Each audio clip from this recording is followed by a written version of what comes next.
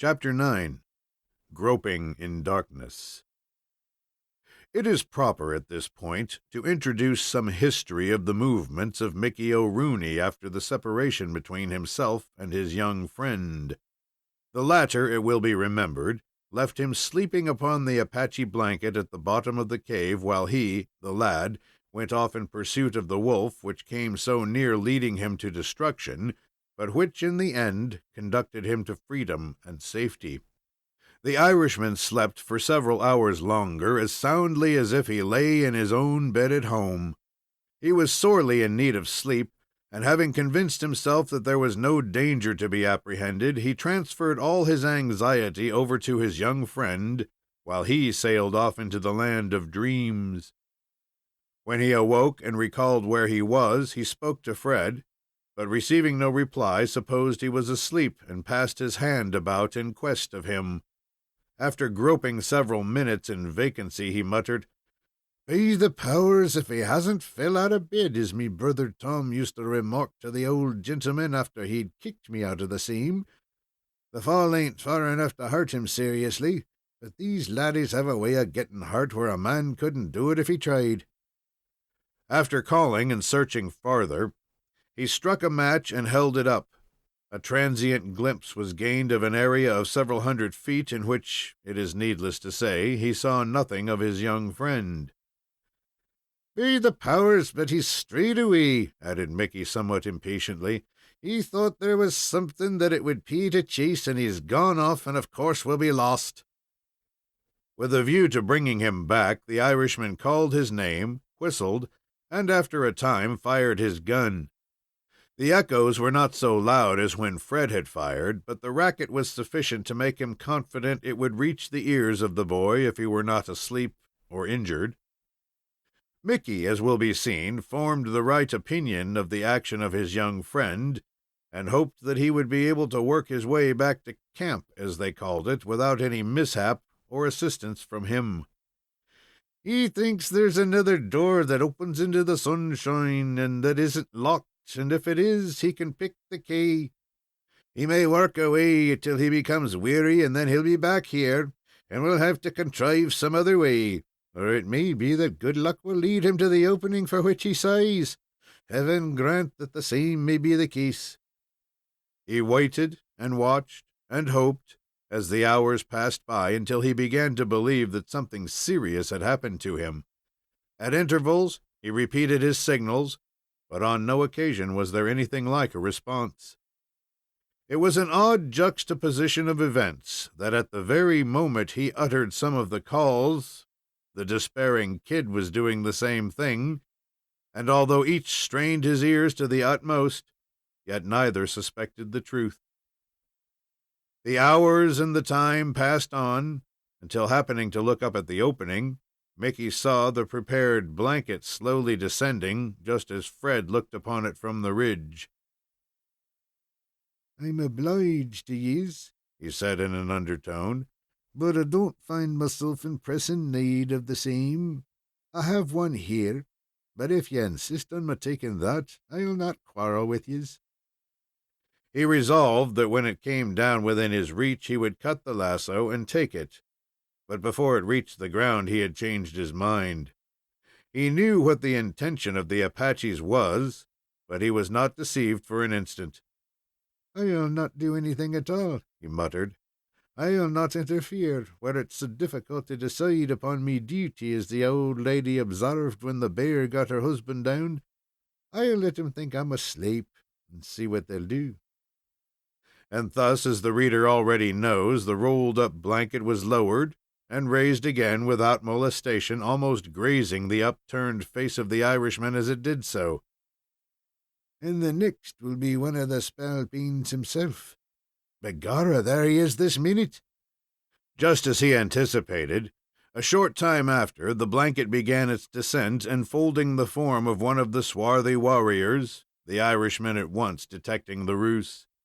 His rifle was brought to his shoulder, but yielding to a whim which he could hardly explain, he lowered it without firing, and resolved that he would do nothing at all unless compelled to in self-defense.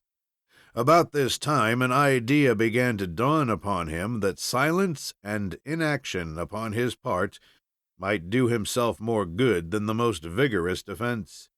He might shoot the first Indian, and then the others would only keep themselves out of reach, and he would be no nearer escape than before. On the other hand, if he studiously forced himself into the background, they might begin to believe that he had discovered the means of exit which was unknown to them.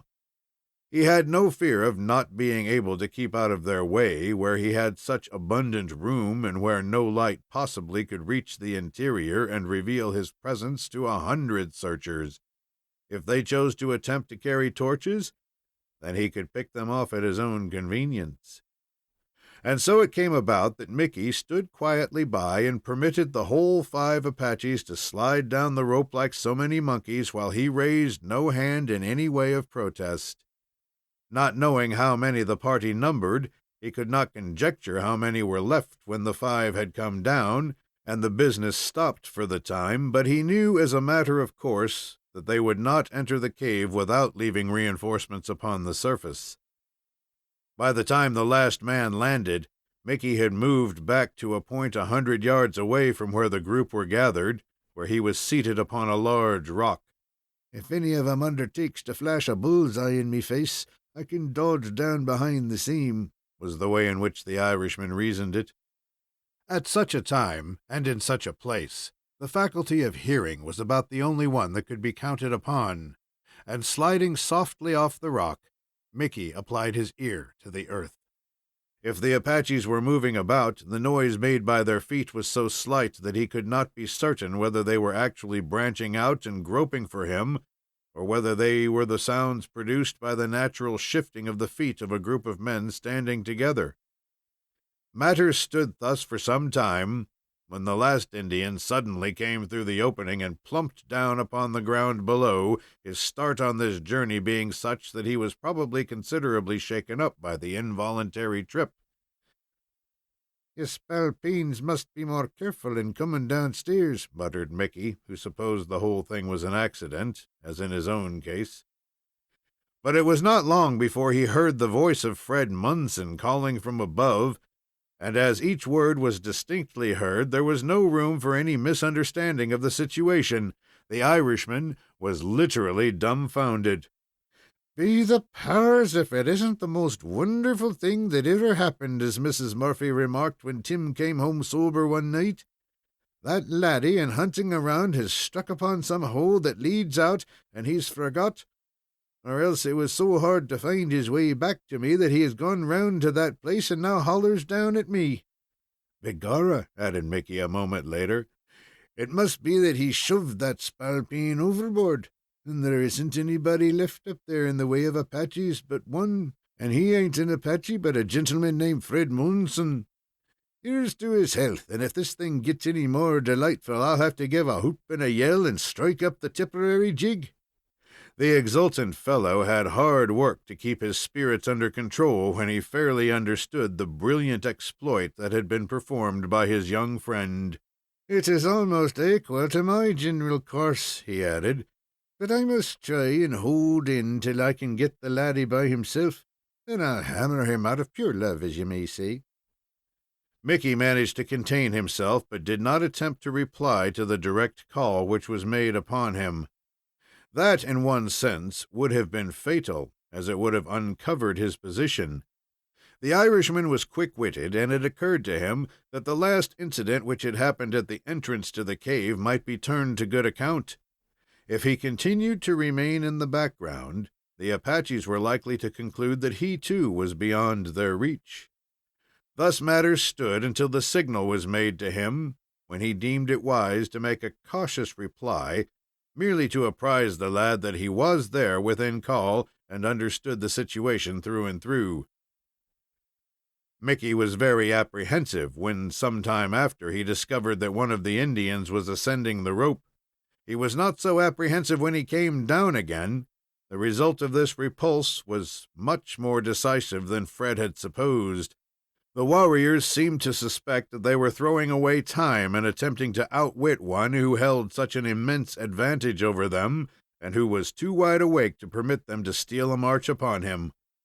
The delighted Irishman knew from the sounds that the redskins were moving away from the spot, not with the idea of staying away altogether, but that they might engage upon a little reconnaissance, which might possibly open the way that they were so anxiously seeking. One of the redskins passed almost within arm's length of him, never suspecting, as a matter of course, that he was brought into such proximity to a mortal enemy.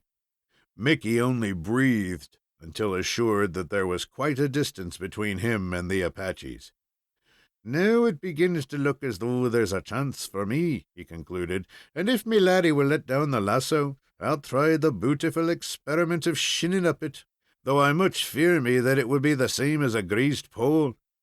He moved with the utmost circumspection toward the spot, being able to locate it by means of the moonlit opening overhead, and when he was near it, he halted and listened. "I don't observe that anyone is loafing about here, getting in the way of honest folks." Just then he ran plump against an Apache whom he did not suspect was so near him. The redskin uttered a grunt of anger, no doubt suspecting that it was one of his own friends. As quick as lightning, the Irishman drew back and struck a blow that stretched the warrior senseless. "I'll teach you to be grunting around here when a gentleman runs agin you. You ought to be ashamed of yourself." Mickey had already strapped his rifle to his back, and groping about, he felt the end of the lasso dangling in front of his face. The same instant he grasped it and began the ascent. End of Chapter 9. Read by Thomas Rose.